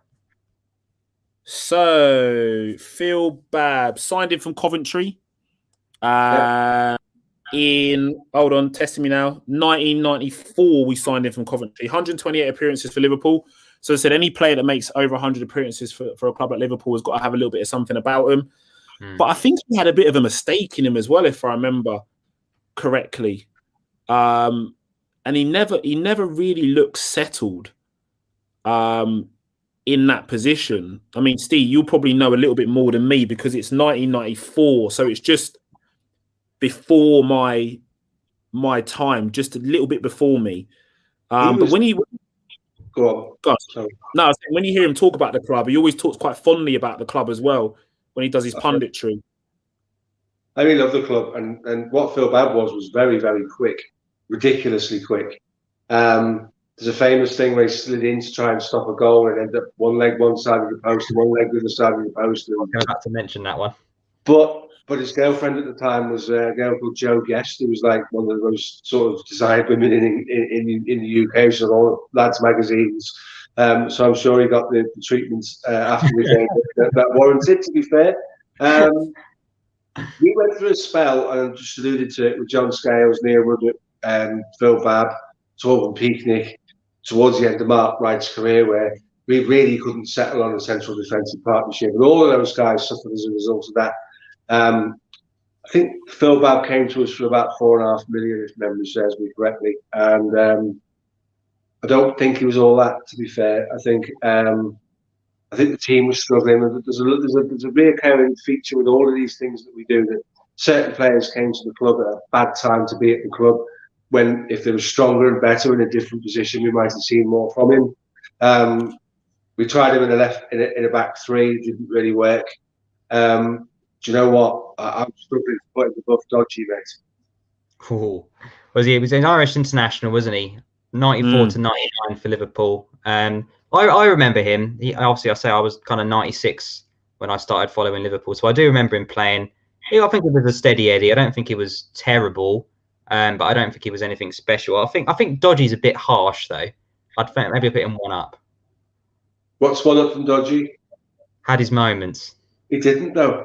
He didn't. Yeah, it's not really named the right thing for a 1 up from there, is it? He didn't, though. He's Dodgy, mate. Sorry, he's Dodgy. Yeah, fair play. Let's go. Into that one. Right. Cool. Who is it now? Is it me? Is that Razor Ruddock on there? Yeah, who picked Babb? Was that James? Yeah. Oh, so we're back to me then. Yeah, should we do Razor Ruddock? Go on then, big Rays. Razor Ruddock, kind of more famous after his football career than he was during it, really, wasn't he? We picked him up from Spurs, I think. That's correct, yeah. Yeah. Again, a player that I haven't got too much memory of because I'm pretty sure he moved on. I remember him playing more for West Ham than I do for Liverpool. But yeah, he was okay. He was all right. He was, again, like you say, he didn't really settle. We were always trying to pick and choose, what centre back we were going to actually play. He never really kind of nailed down. I mean, I think the first few years he was there, he played pretty regularly. But when I started watching in 96, 97, I think he was in and out the team a little bit more, old Razor. But yeah, again, just decent. I think he had one. Did he get in the England team once or twice as well? Nothing. Yeah. One game. Yeah. Was he one of those one-cap wonders?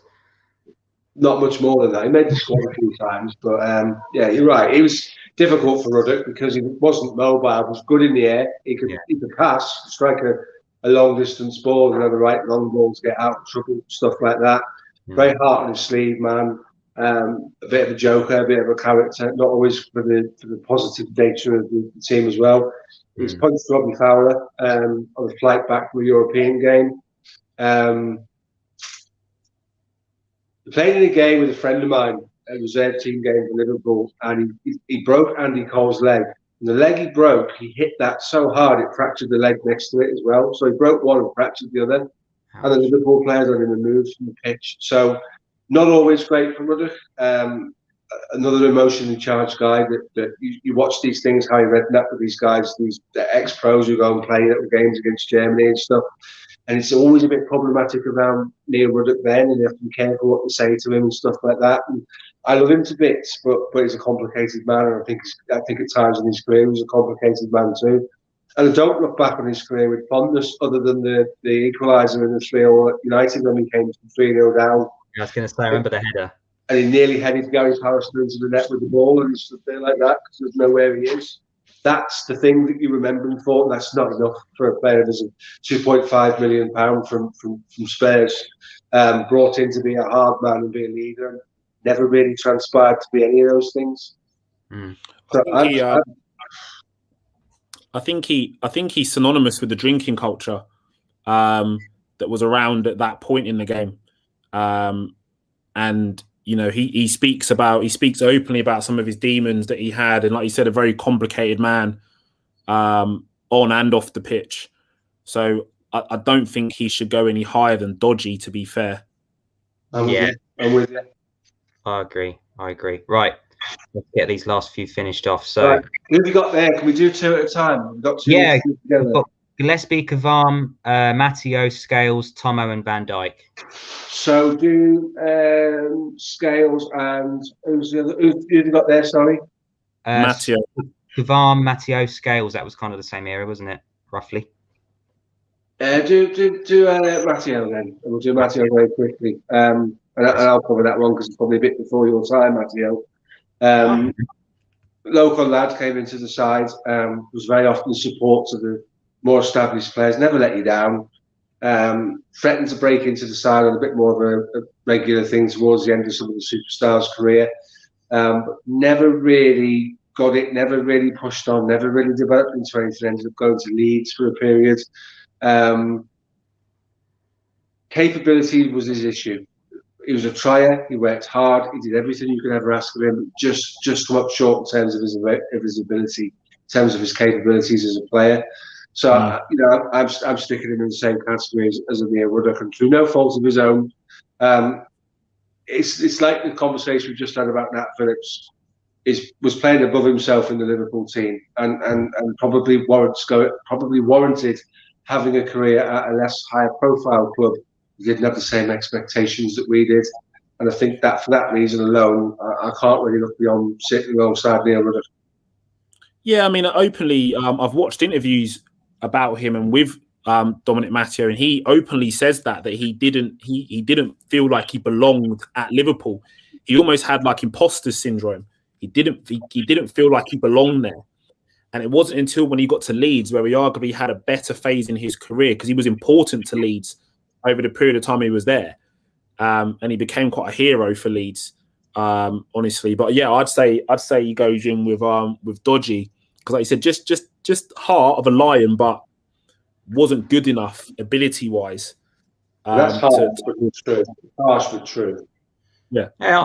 I personally would have liked to have kept hold of him a little bit longer, because I looked at him at Leeds in the 2000s. You know, they get into Champions League semi-finals with him as, I think he pretty much sure he was captain as well. Played over 100 games for Leeds as well as us. But I agree, in terms of his Liverpool career, it's very underwhelming, even though he did play 100 times. But yeah, I think it almost is a bit like Alex Oxlade-Chamberlain. He could play too many positions and he never really nailed one particularly down. But when Chamberlain was at Arsenal, that was his problem. But yeah, I would have liked to have seen him given more of a chance. I think he was a good defender at Leeds, but I agree with you guys. I think in terms of Liverpool career, it was underwhelming. So I can't think of many moments that he had to be fair. So I think Dodgy's probably the right place to go. Right, so we had Kavam, Scales, Tomo, Gillespie. Just put a quick one on that one. Kavam's a left back, mate, so if you can afford to delete him, do it. Oh, okay, fair enough. We'll leave him alone then. I thought he was a centre back. No, he's a left back, mate. Oh, okay. We didn't do him in the left back. Where would you put him? Put Kavam at left back, he'd have been Dodgy anyway, mate. So, so we've got 4 left: Scales, Gillespie. We could probably do those 2 next, I guess, and then leave the best 2 to the end. Yeah. So John Scales, very very similar to Phil Babb. Came from Wimbledon for about $3.5 million. Was great at Wimbledon, to be fair. Dated a Bond girl, particularly dated her when I was playing for Liverpool. So another one that, alongside Phil Babb, that was went chasing the ladies. He was a quick player as well, very very articulate footballer, very very tidy, very comfortable on the ball. You watch him play, a flick in his hair, never looked dishevelled, never looked tired, never looked dirty. He was just an immaculate human being in terms of presentation on and off the pitch. But another one that suffered from Liverpool's defensive problems in that era and never really settled in and never really amounted to too much. But I would again have to put him in the same category as Phil Babb, because I don't think he outshone Phil Babb. I don't think either of them pulled up any trees. And again, not necessarily due to his fault, just joined the club at a really difficult time, and defensively he got really bad at that time. Yeah, he was a bit before me, really, in terms of his Liverpool career. I do remember him being there a tad, but he was gone by '96, so that's kind of when I first started watching him. So I remember him more. Spurs, didn't he? We sold him to Spurs, didn't we? Yeah. That's right, James. I suppose you're similar. Not many memories of him. No, not at all. Next. You have to trust me on that one, then, boys. We'll trust you on that one. I'm going to trust you on Gillespie as well, mate, because that's way before me. Okay, so Gary Gillespie, what a player, fantastic. Played in the side that last won the league before we won it in recent times. Really, really able player, mate. And the only reason he didn't get more games is because he was in the same squad as a Hansen and a Lawrence setup. A Scottish international, scored some good goals as well. Really, really likeable guy. He was one of the 2 players that split their heads open 2 days before the Wimbledon Cup final. Him and Nigel Spackman played with the most hideous headband you've ever seen in your life on during that game. I think Gary Gillespie would have been, in a different era, would have been right up there, because he had all of the attributes. He can play football. He scored in the 9-0 against Palace. He scored in the 5-0 against, arguably, Liverpool's greatest ever home game against Forest, the 5-0 in '89. Just a brilliant player, mate. So I would put him in one below the top. Yeah, I mean, 3 titles, a European Cup, 156 games and 14 goals for a centre back. That's not bad going, especially when. Nice fella too. He does a lot on NFC TV, mate, and he's really invested in the club. You add anything, James, that one, mate, or you want to go? No, let's move on to the big boys. Yeah, agreed. So we're going to go one below to cult hero for Gillespie. Right. So who should we go for next, Tomo or Van Dijk? Let's go with Tomo. Yeah, I think that's right as well. Cool. So who wants to? I guess this one's on me, is it? I think so. Mate, this guy's a club legend without a shadow of a doubt.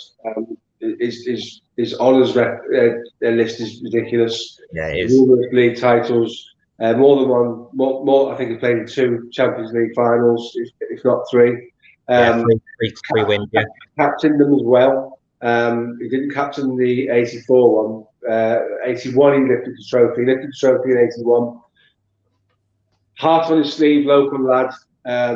Talk about workhorse, mate. Talk about making up for some of the things that you don't have in terms of football culture in Everton, endeavour, and heart on your sleeve, and dying for the cause of the club. Phil Thompson was an absolute workhorse, mate. He went through so much in terms of putting himself on the line. He's a very brave, very, very strong defender. And then obviously, after his career, spent some time in and around the club supporting managers.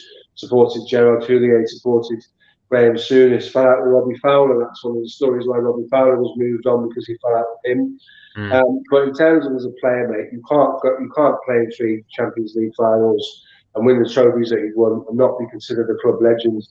Yeah, Those guys are the guys that took what Shankly wanted to do, helped Shankly deliver it, moved into what Paisley wanted to do, and started the whole thing for what us three love. Those guys were involved in the creation of that. And for that reason alone, we owe them a massive debt of gratitude. And not just that, a really, really good footballer to go with it, mate. A very, very reliable, very, very accomplished centre-half. So, for me, Phil Thompson's a club legend, mate. Yeah, all day long. 7 titles, 3 European Cups, 340 games as well. Like you say, I even took over as manager, didn't he, when Houllier had his heart surgery? Yeah. I mean, did he sign Matt Nicholas and Elka as well, like in the January or something? He probably did, mate. That's a painful story for another day, that one. Agreed. But yeah, I agree. Absolute legend. Yeah, nothing to really add to that, really. I think Steve hit nail on the head, apart from my memories of Tomo are just the punditry and just how and obviously watching tapes of Tomo is unreal, but just how he speaks about the club and his love for the club is insane. With how he feels about the club, he's connected to the club, and again, he kind of that boot room kind of conveyor belt from Shankly to Paisley to to Tomo, Fagan, Evan. I think the boot room succession line ended with Tomo. He was the last of them. Really. Obviously, Joe Fagan was around the club for, and Ronnie Moran was around the club for a long time in the youth team setup. But in terms of high profile in and around the club, that boot room kind of philosophy and ilk ended with Tomo. He was the last of them. Really, you'd have to say, as I said, apart from Ronnie Moran and Bugsy and all that were around the youth team setup. So yeah, club legend. Absolutely. No, I agree. So that leaves us with Big Virgil and what can you think about this guy? We were absolutely crying out for a defender for a long time, weren't we? And he arrived holding the shirt in front of the Christmas tree.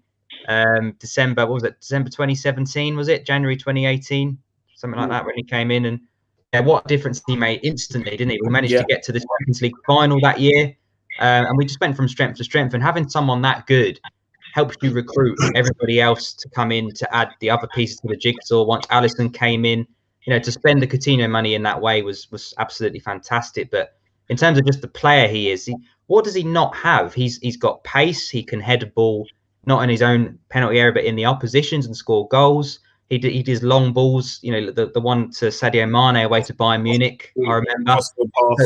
Long range passing. He can pass as calm as you like, as his song goes as well. He's just got a lot, isn't he? And in terms of my football watching career, I can't think of any defender I've seen that's better than him. Really, I can't think of any weakness that he has. Obviously, the injury was catastrophic, and he'd been so consistent before that. I'm pretty sure he'd played every game of the Premier League that he'd ever been available for. 38 games, or however long was left when he came in. So, as you said about the best ability is availability.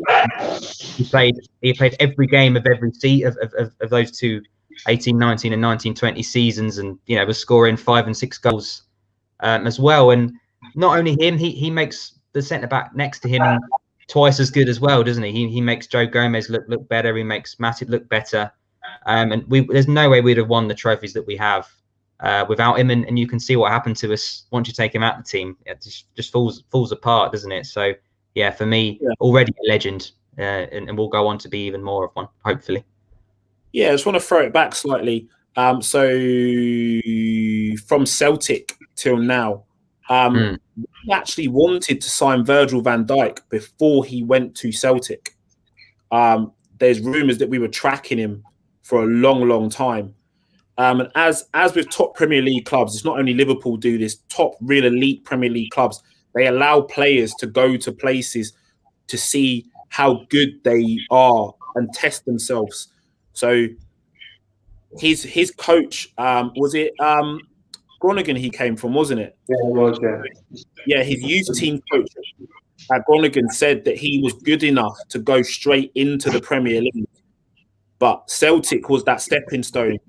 And I remember Virgil from Celtic time scoring free kicks. He took free kicks, and he's got that in his locker. It's just a shame he's not getting on the end of them at Liverpool, because you've got the likes of Trent and so on and so forth, which he's like joining you at Liverpool. But he's got that ability. You then look at him at Southampton, arguably part of a golden era of players at Southampton, which they had through with shrewd recruitment. You know, at that point, Southampton's recruitment was quality. They were almost doing what Leicester are doing now with their recruitment, and Van Dijk was just one of those. You think about Toby Alderweireld that came through Southampton, Lovren, Klein, Lallana. He was in and around those players in his time at Southampton. And then he gets the move to Liverpool, arguably 6 months later on than we would have wanted it. Yeah, after the tapping up. Yeah, we picked City to the signing. City basically pulled out when the fee went too high. If you watch the City documentary, they say we're not gonna pay that money for him. And ultimately, the egg's kind of been on City's face since then, until they've now gone and got Diaz, who's almost kind of been to them what Van Dijk has been to us. So, kudos to City for that signing. But Van Dijk, what a player. He can head the ball. He's got pace, he's got power, he's got presence. Everything you look for in a centre-back, in a modern-day centre-back, he does it. And arguably in such a short period of time, he has catapulted himself to be the benchmark and the standard for Liverpool centre-backs. He's catapulted the club, isn't he? I mean, he scored in his debut as well, didn't he? He was at the FA Cup game against Everton. So what a way to introduce him. It was indeed, yeah. I mean, to the fans. He's not just the best centre-back we've had. He's one of the best footballers in the Premier League. You see him on the ball. Everything looks ridiculously easy. He never seems to be tired. He never seems to break a sweat. Takes everything in his stride. The little back header over Connolly's head, spins around the back and then plays a no-look pass. Other central defenders are not thinking about doing things like, never mind executing it. I genuinely believe Liverpool's fall from grace this season has been massively magnified by the loss of Virgil van Dijk. And we really shouldn't be in a position where we talk about one player being that pivotal to your team. But in Virgil van Dijk's case, you can make an exception. That is the complete footballer. He's got everything, like you say, 6'5". He's quick as you like. He's the fastest recorded defender in the Champions League the year we lost in the final against Barcelona, trying to chase back. Good in the opponent's heart, in the opponent's box, as you say. The transition, the balls he picks up. Let's not jump on the Twitter bandwagon and say that at times Liverpool are a long ball team, because they're not. They're a right ball team. There's the difference between the two things. There's a time to do that. Liverpool's front three have been affected this season by the fact that we play the ball so slowly through our midfield. It's not Gini Wijnaldum's fault, as everybody says it is. It's just because of the way it is at the moment. So when Wijnaldum turns to play the ball into the front three, because it's been a laborious process to get there, all their avenues and all their movements have been shut down. So he has to turn inside with the ball. But only ball watchers see what he does, and people who appreciate the game don't understand what Wijnaldum gets through. But with Van Dijk playing inside, he'd often release Salah, and Salah would be in space, play the ball inside, and then you'd have Mane running down the left-hand side, you'd have Bobby through the middle, work it between the two of them. The defence shifts across, then you've got a reverse ball back to Salah, and there's a goal. So in terms of the transition, Liverpool's transition at times from front to back is ridiculously quick and not always on the floor with counter-attacking goals. Sometimes almost route one, but the right ball as opposed to a long ball. And he was a ridiculously good exponent of that tactic. But I'm sure Fabinho could do it now. The difference being Fabinho defends 25 yards deeper than Van Dijk does, purely because he doesn't have the same recovery speed and he doesn't read the game the same way. As good as he's been, and at the start of the season, I was one saying, just have a look at playing him alongside Van Dijk permanently because he's that good. But he doesn't want to do it. It's not his job. No. He's a six, isn't he? So, Van Van Dijk is absolutely crazy good, mate. It's just ridiculously. How good have you got to be to actually win the PFA Player of the Year as a defender as well? And finish 4 votes behind for the Ballon d'Or as well, mate. Yeah. You know, that was an injustice. And that's corrupt. We know it. He got robbed. And this is the thing, right? And it's the annoying thing. The last centre-back to win the Ballon d'Or was Cannavaro. And in the season when Cannavaro won the Ballon d'Or, he wasn't that great. It's just that everybody else was that bad that he won the Ballon d'Or. He won the World Cup that year, so he won the World Cup. The World Cup winning team. So yeah, you get that, you know. But Van Dijk's silly, insanely good. Insanely good. He should have won the Ballon d'Or. And when you look at some of his touches in and around the no-look passes, the heel flicks that he does, and it's just effortless. And I want to kind of end it on a big moment when we really saw how good Virgil van Dijk was. The 2v1 situation against Spurs. That right there. I don't care what anyone says. Oh, Sissoko on the end of the ball. Bollocks to that, mate. If you're in a 2v1 situation as a defender, most defenders get the rush of blood to the air and close the ball. And go, I'm gonna go brave and close the ball. All of a sudden the ball gets slipped in behind and it's a 1v1 situation with your goalkeeper. Virgil didn't do that. He slowed the player down and cut the passing line. That is intelligence. And then at the last minute, when he knew his goalkeeper was going to rush the attacking man, because Alisson Becker does that, he said, "Right, now I'm going to go ball," and force the pass to Sissoko. That's super intelligent. Never seen defending like it as well. Yeah, never seen defending like it. That's insane. And to back yourself in a 2v1 situation, crazy. And in the same game, he gave Son 15-yard head start and took the ball off his toe in the box as well, mate. So Son we could sit here till 11:30 tonight and realistically, we probably should, because he is that good. But we're blessed to have the man, and the videos look good of him coming back doing the running today. So top of the shop for Big Virgil, mate. Absolutely, 100%. And that's a really good list, guys. I really enjoyed that. I can't wait to see him back. We've missed him, and I can't wait to see him back on the Liverpool team sheet. I'm going to be so excited next season when I see Virgil van Dijk on the team list. Yeah. Tell you what, though, to have 6 players in your top tier there, it's pretty cool, isn't it? We've had some good centre halves over the years, haven't we? Not half. That's been cool, that, guys. I've enjoyed that. Yeah, that was great. Fun. Let us know what you think in the comments, guys, as well. This is obviously live on Twitter and live on Never a Foul YouTube. Really appreciate you coming on, Steve, onto the Red Sea. Obviously, we've done the first few of this series on the Red Sky as well. So definitely go and check out Red Sky Pods on YouTube and on Twitter.